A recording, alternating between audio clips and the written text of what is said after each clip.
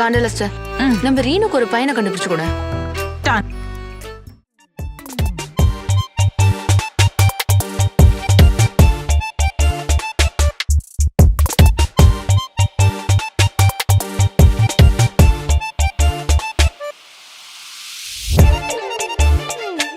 அன்னைக்கு நான் உன்னை கல்யாணத்துல பார்த்தப்பவே எனக்கு உன்னை ரொம்ப பிடிச்சு போச்சு.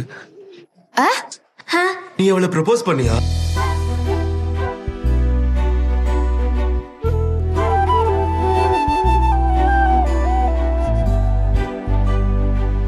டேய், என் இதயத்தையும் அங்கதாண்ட விட்டுட்டு வந்திருக்கேன்.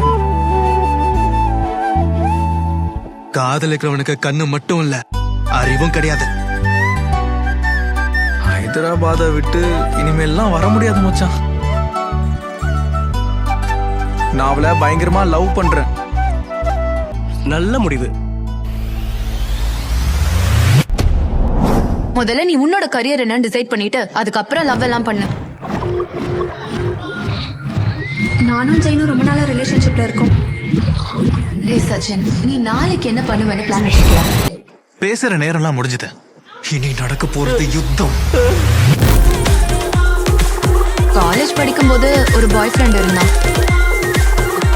அதுவும் பையன் வயசு அதிகமா, பக்குவமா, வெல் செட்டில்டான ஆளா இருக்கணுமா.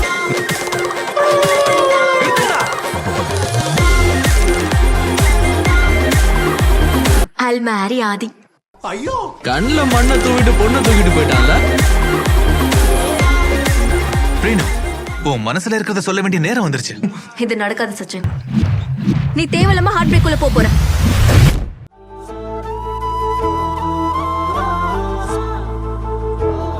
நம்ம ஊரை விட்டு தூரமா போற மாதிரி ஏதாவது பண்ண முடியுமா? சர்வைவலுக்கு இப்போதைக்கு ஏதாவது வேலை கிடைக்குமா பாரு மச்சான்.